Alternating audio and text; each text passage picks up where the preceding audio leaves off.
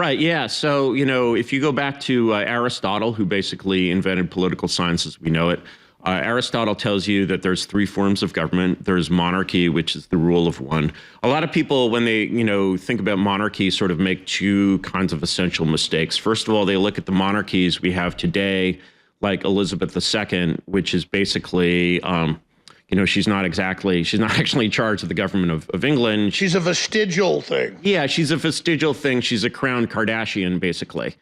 She's a celebrity, and it's a beautiful thing. But if you compare Elizabeth II to Elizabeth I, you're talking about a whole different thing. And it's like if you try to imagine the UK without Elizabeth II, without a monarchy, same thing, same country, life goes on. Try to imagine Elizabethan England without Elizabeth I. You're like, I don't know what it is, but it's not Elizabethan England. Right. And so, and monarchy is basically the system of government that has ruled the whole human race for 98% of human history. It's kind of the default. And, another way to think about the question is to sort of notice that basically anything that works, any functioning institution, it's a restaurant, it's a car company, it's a monarchy. You drive a car, that car was made by an organization governed by a single person, a CEO, that's a monarchy.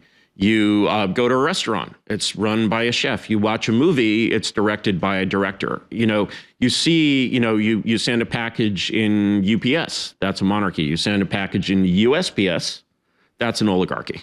And so you're sort of noticing the kind of difference between, like, if you try to run, and I've been a CEO, and if you try to run any organization by committee, management by committee, that's kind of a watchword for like, this is going to fail. Like, imagine, you're running a company, you're running InfoWars, you try to run InfoWars with like a Congress and a Supreme Court or something. I mean, it would be a disaster. Well, you spend all your time just having those meetings. You spend all your time just having those meetings, right? But what about the North Korea argument? Because that's a third generation communist monarchy, and it's not doing too well. Oh, it's absolutely not doing too well. And the thing you've got to remember about basically history for the last 200 years, ever since basically the Congress of Vienna, is that we've lived in a unipolar Anglo-American world for 200 years. And so any state, any regime that is basically positions itself against that world and its sort of tendency to subvert and kind of destroy all other competing forces, whether it's, Kaiser Wilhelm II or Gaddafi or whatever, or Kim Jong-un, is that they're basically at war against... By the way, we'll have to go on the next hour. We're going to do a 10-hour podcast because you're a smart guy. I'm not saying I agree with monarchy or whatever, but you're right. People don't know about the Conference of Vienna. They don't know about when the British Empire became hyper-dominant, then merged with the U.S., and that has created a type of entropy or stagnation that's not been good. I want America to be powerful, but the entropy of that has actually dominated us as well. People inside the empire are as enslaved as people outside the empire. So elaborate on the Conference of Vienna and then move forward from what you're saying. So basically, like, if you're resisting that Anglo-American force, like the last kind of peer competitor is Napoleon. Napoleon is a monarch, right? Napoleon loses. And, Lord Wellington. Yeah. And ever since then, basically, it's like, so you're talking about Kim Jong-un, you're like, this is a rebel against the global order. And he's running this rebellion out of North Korea. And that's going to be like, you're rebelling against the whole world. That's going to be really ugly. So if you compare like Kim Jong-un to like Louis XIV or Frederick the Great or something, there you're sort of seeing, kind of glorious monarchies from the old days. And it's like living in Louis XIV's France wasn't like living in North Korea.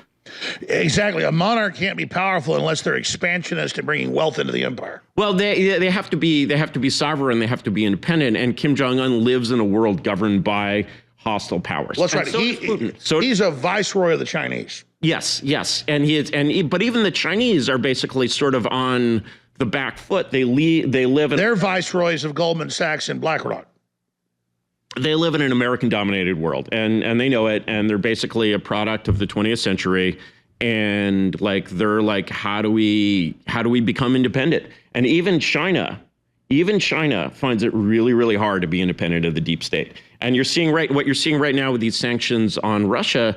China and Russia are, of course, natural allies, but the Chinese are like, hey, maybe we can't do business with Russia because America will sanction us. That's basically sort of the power dynamic there. And You know, it's really I want to get to that, but back to the absolute monarchy. So what would that look like? Because if you're going to follow an absolute monarchy, is that for certain areas of the world, or is there one global monarchy you should take over? I think one global superstate is a really bad idea. And that's one thing I hate about basically the American empire is this sort of superstate model. Because we need firewalls. Yeah, you need firewalls. You can't have the whole planet putting all of its eggs in one basket because anything can go wrong, anything can go bad. And, But isn't a country putting its eggs in one basket with a monarchy? yeah, but a country is one basket by definition. Right. And so, yeah, you have to basically put your egg, you know, Mark Twain had this great line, put your eggs in one basket and watch that basket. Right now, we have all of our eggs in one basket, which is kind of this sort of deep state, what I call the cathedral, kind of media university complex.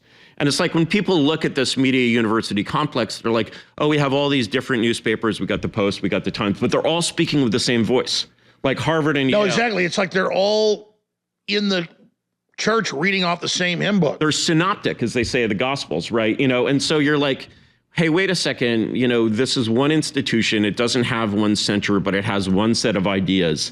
And it's like if you believe that this institution kind of naturally converges on the truth and it's always as close to the truth as it can get, that's one thing.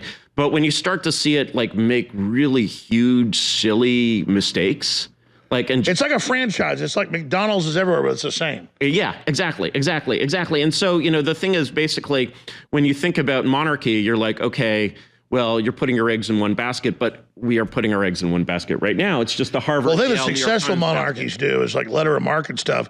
They elevate people that have success. Yeah. And then that's what they do. But you can say, oh, that's mean. Well, no, that lifts everything up. Napoleon had this line, you know, every government is safe in which the best people are in power.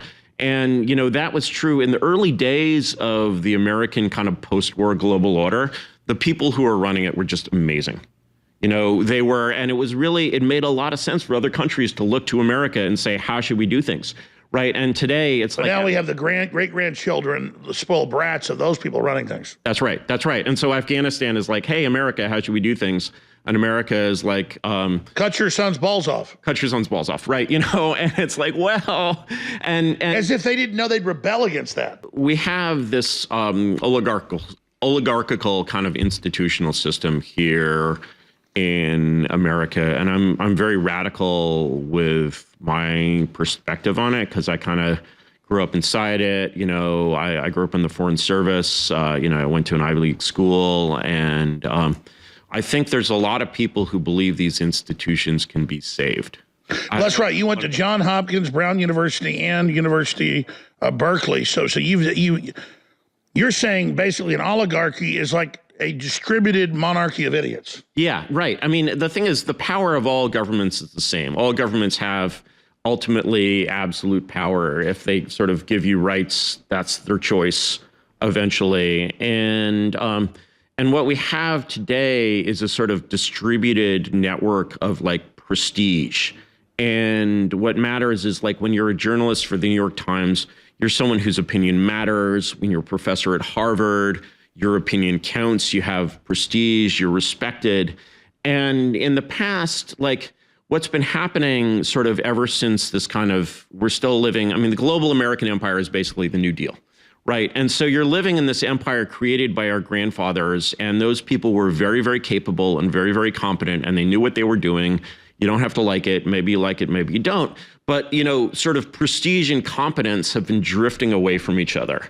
And the idea that you're going to get that to drift back is really, really, really, like, it's hard for me to fathom how that could even possibly work. Well, the establishment works with Common Core instead to literally destroy knowledge. What elite would want to make their minions dumb? That ends up making them weak. It's horrible.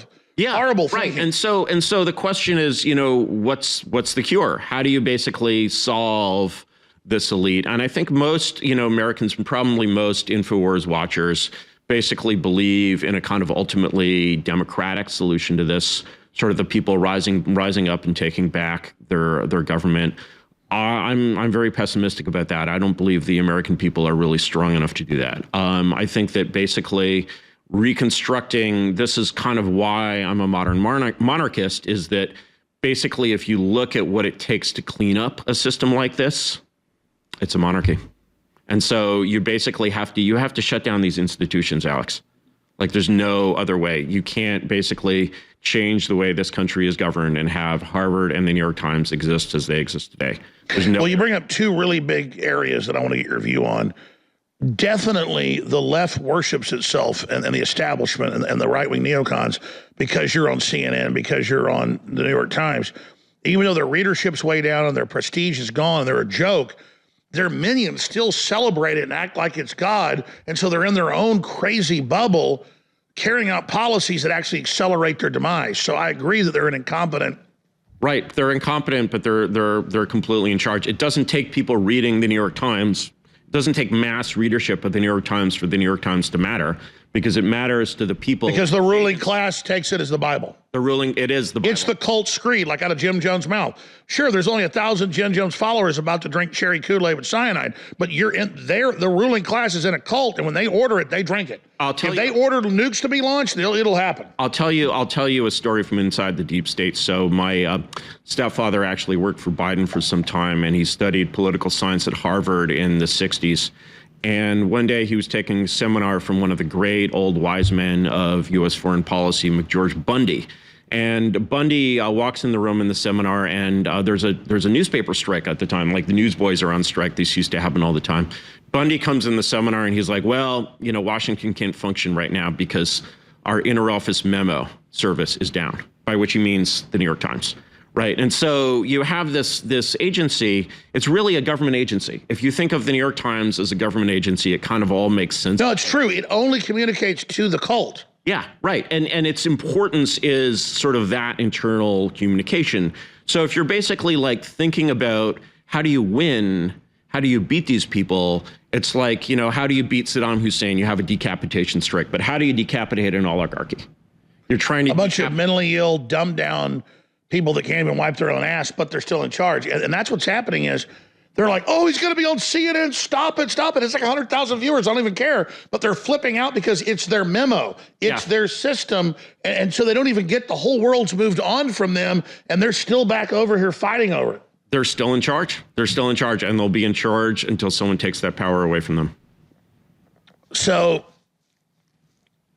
where do you see it going? I mean, pessimistically, being run by these people sounds like nuclear war. I think it lasts. I don't think the world has the energy for nuclear war right now. It's like I was having this argument at a symposium with, Mike Anton, the Flight 93 election guy. So I'm having this debate with Mike Anton on stage at the symposium, and he's like, it's all going to collapse. It's all going to fail. It's all going to fall apart tomorrow. And I'm like, Mike, you were such an optimist. Like, that's such optimism. Yeah, the entropy will just keep degenerating. I'm like, what does the future look like if we stay on the course we are on today? It looks like the third world. It looks like Mexico. It looks like Chile. It looks like ultimately Venezuela. Idiocracy and just like decay. And you know what? Who's always going to do fine is the rich are always going to do fine. The rich in Venezuela and Mexico, they live in beautiful, great ways. They're absolutely fine with a third of the country being run by drug cartels. And, they're insulated from that. But ordinary people are not going to be insulated from that. Ordinary people, if this like insane thing of like overusing our dollar hegemony sort of backfires on us. I mean, the U.S. has no manufacturing. Well, couldn't this Russia thing backfire? Yeah, this Russia thing could backfire because basically, as soon as China and Russia sort of realize that, hey, our like foreign reserves are just an IOU from the Fed that can just be canceled basically at any point, like we're doing to Russia right now, it's sort of only a matter of time before they're like, okay, wait a second, what do we need the West for?